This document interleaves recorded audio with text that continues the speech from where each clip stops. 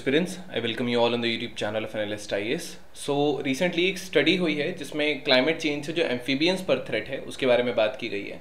So we'll सी कि जो study थी किसने कंडक्ट की है, हाईलाइट्स क्या है स्टडी के, कंजर्वेशन एक्शन क्या है. Then there are different biogeographic realms on the globe जहाँ अलग अलग एनिमल्स रहते हैं. Then we will see prelims and the main practice question based on this topic. So let's start first why and news. So एक global assessment है जो conduct किया था कंजर्वेशनिस्ट जो होते हैं, इन्होंने ये रिवील किया कि जो अर्थ की एम्फीबियन स्पीशीज है ये critical threat of extinction face कर रही है अगर हम इनको बाकी स्पीशीज से कंपेयर करेंगे तो.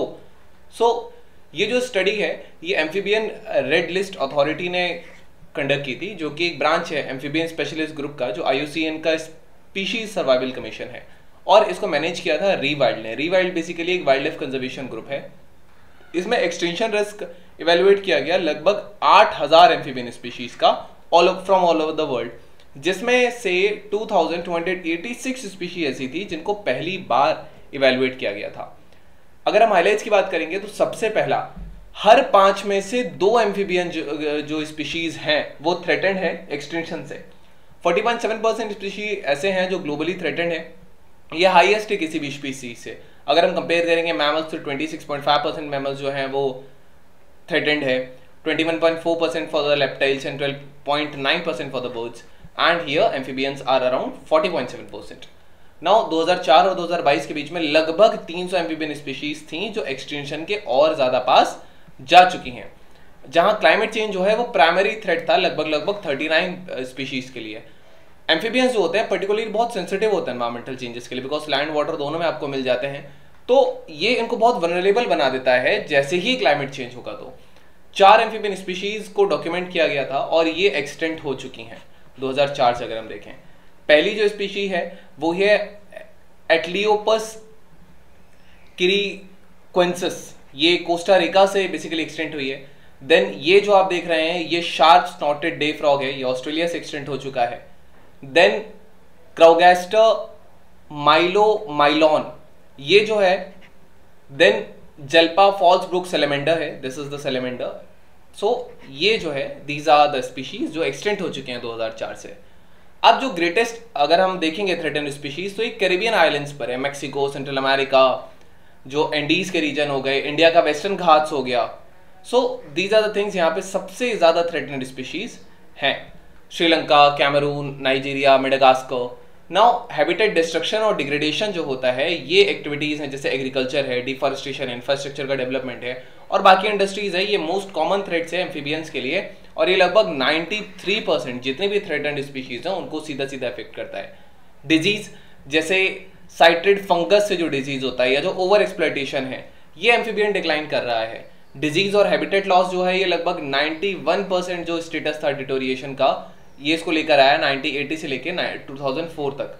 Ongoing project of climate change effects जो हैं अब ये इंक्रीजिंग कंसर्न है. जैसे IPCC कह रहा है कि 1.5 डिग्री सेल्सियस मेंटेन नहीं हो पाएगा, तो ये बहुत इंक्रीजिंग कंसर्न है. ये लगभग जो डिटोरिएशन रेट है उसको 39% जो स्टेटस रेट था सिंस 2004, सो ये इतना हो जाएगा, इसको ड्राइव करेगा. फॉलोड बाई हैबिटेट लॉस जो है वो लगभग 37% के रेट से होगा.